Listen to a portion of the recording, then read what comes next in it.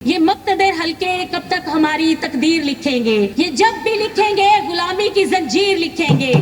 سنا دو فیصلہ اپنا ان سب طاغوتی غلاموں کو، ہم اپنے خواب آزادی کے اصل تعبیر لکھیں گے۔ شعر میرے لیڈر عمران خان کے نام۔ وہ ایک میدان میں تنہا ہے مگر تنہا بھی لشکر ہے، گواہ رہنا اسے تاریخ میں حق کی تنویر لکھیں گے۔ یہ جان جاتی ہے تو جائے، وطن پہ آنچ نہ آئے، نہیں سر کو جھکانا پھر رسم شبیر لکھیں گے۔ بسم اللہ الرحمن الرحیم، ایاک نعبد و ایاک نستعین۔ جناب اسپیکر، میں اپنے حلقہ پی پی 260 کی منتخب ایم پی ہوں۔ الحمدللہ اللہ کے کرم سے، ماں باپ کی دعاؤں اور اپنے لیڈر عمران خان کے اعتماد اور مجھے بخشے ہوئے اعزاز کہ میں ایک مڈل کلاس فیملی سے ہوں، مجھے انہوں نے ٹکٹ دے کے جو اعزاز بخشا، جو عزت بخشی، میں اس پہ ان کی مشکور ہوں۔ اور اپنے حلقہ کی عوام جنہوں نے عمران خان پر اعتماد کرتے ہوئے مجھے بھاری مینڈیٹ کے ساتھ جتوایا، میں اپنے حلقہ کی عوام کی بھی بہت مشکور ہوں۔ جناب اسپیکر، میں آپ سے ایک ریکویسٹ کروں گی کہ جس طرح آپ نے باقیوں کو ٹائم دیا ہے تو کائنڈلی مجھے بھی آپ 15 منٹ کا ٹائم دیں گے تاکہ میں اپنے حلقہ کے ایشوز پہ بات کر سکوں۔ مجھے یہاں پر کسی کی خوشامد کا صفحہ پڑھ کر اپنی اسپیشل سیٹ نہیں لینی ہے، مجھے اہم ایشوز پر بات کرنا ہے۔ میں اپنے رب سے عہد کر کے آئی ہوں، جناب اسپیکر، میں اپنے رب سے عہد کر کے آئی ہوں کہ جہاں تک انسانی کوشش کام کر سکتی ہے میں اپنے حلقہ کے عوام کے مسائل کے حل تک انشاءاللہ لڑوں گی۔ اور جناب اسپیکر، میرا حلقہ تو ویسے ہی مسائل کا مسائلستان ہے۔ کہاں وہ خان صاحب کی انسانیت سے محبت کا شاہکار صحت کارڈ، اور کہاں تخت لاہور کے لولے لنگڑے پروجیکٹس جو میرے وسیب کے بنیادی حقوق بھی کھا جاتے ہیں۔ جناب اسپیکر، میں اب اپنے حلقہ کی عوام کا پورا حق لے کر جاؤں گی۔ جناب اسپیکر، میری پہلی گزارش ہے کہ میرے حلقہ پی پی 260 کے شیخ زید ہسپتال کے ٹراما سینٹر کی تعمیر کے لیے فنڈز کی ترجیحی بنیادوں پر فراہمی یقینی بنائی جائے، اس کے ساتھ تاکہ وہاں کے آبادی کی صحت کے مسائل بھی حل ہوں۔ ایسا نہیں کہ انہیں 60 کلومیٹر فاصلہ طے کر کے رحیم یار خان جانا پڑے اور خدا نہ کرے کوئی ایکسپائر ہو جائے۔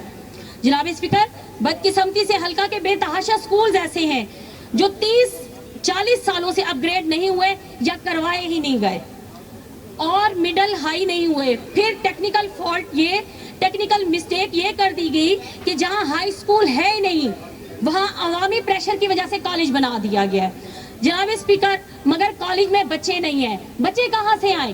جب ہائی سکول ہی نہیں ہے تو کالج میں بچے کہاں سے آئیں گے؟ تو براہ مہربانی میرے 20 مڈل سکولوں کو اس بجٹ میں ہائی کا درجہ دے دیا جائے، 30 پرائمری سکولوں کو مڈل دیا جائے۔ پھر جو سکول میں موجود ہیں ان کا انفراسٹرکچر بالکل تباہ حالی کا شکار ہے۔ سکولوں اور کالج میں اسٹاف اور سہولیات کا بے حد فقدان ہے۔ جناب اسپیکر، خاص شفقت ہوگی اگر اس بجٹ میں سکولوں کے اور یہ تعلیمی مسائل کو بھی حل کروایا جائے۔ جناب اسپیکر، میرے حلقہ میں شان و شوکت سے بھرپور دریائے سندھ گزرتا ہے جس کے ارد گرد وادی سندھ کی عظیم تہذیبوں نے ترقی پائی ہے۔ کیسے ممکن ہے کہ اس کے ارد گرد کا پانی کھارا ہو؟ جناب اسپیکر، مگر کچھ خاص لوگوں کی شوگر ملوں کو ترقی دینے کے لیے خطرناک پیسٹی سائیڈز اور کھادوں کا استعمال ہوگا تو پھر زمین کڑواہٹ تو دے گی نا۔ سیوریج لائنیں نہیں ہیں، سیوریج کا پانی زمین کے اندر ہوگا تو پھر پانی تو گندا ہوگا۔ گھر گھر میں ہیپاٹائٹس اور مختلف قسم کی مہلک بیماریاں مفت مشورے لینے کے لیے آ جاتی ہیں۔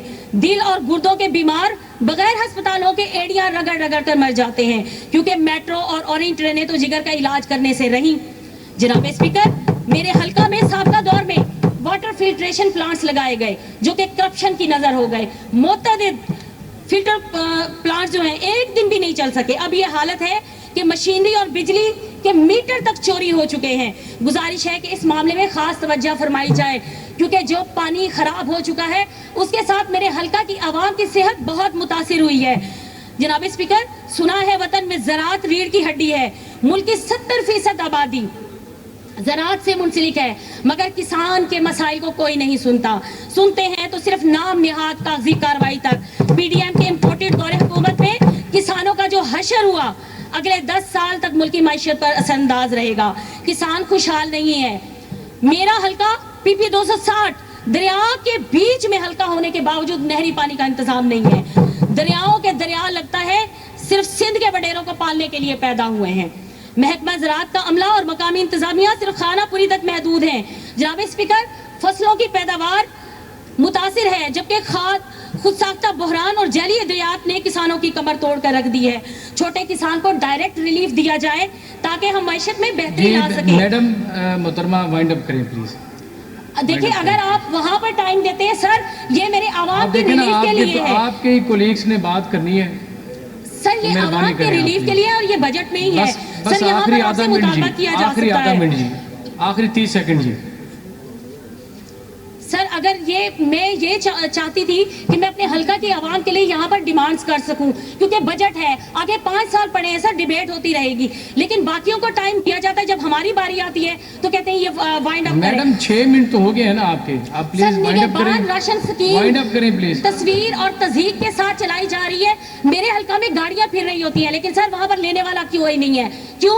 کیونکہ جو وہاں پر ڈیزرونگ ہے, مستحق ہے, ان کے نام ہی نااہلی میں آ جاتے ہیں. سر میں ایک شعر کے ساتھ اپنا یہ وائنڈ اپ کروں گی. یہ مقتدر حلقے کب تک ہماری تقدیر لکھیں گے, یہ جب بھی لکھیں گے غلامی کی زنجیر لکھیں گے. سنا دو فیصلہ اپنا ان سب طاغوتی غلاموں کو, ہم اپنے خواب آزادی کے سلطابیر لکھیں گے. سر اگلا شعر میرے لیڈر عمران خان کے نام. وہ ایک میدان میں تنہا ہے مگر تنہا بھی لشکر ہے, گواہ رہنا اسے تاریخ میں حق کی تنویر لکھیں گے. یہ جان جاتی ہے تو جائے, وطن پہ آنچ نہ آئے, نہیں سر کو جھکانا پھر رسم شبیر لکھیں گے. پاکستان زندہ باد, عمران خان زندہ باد.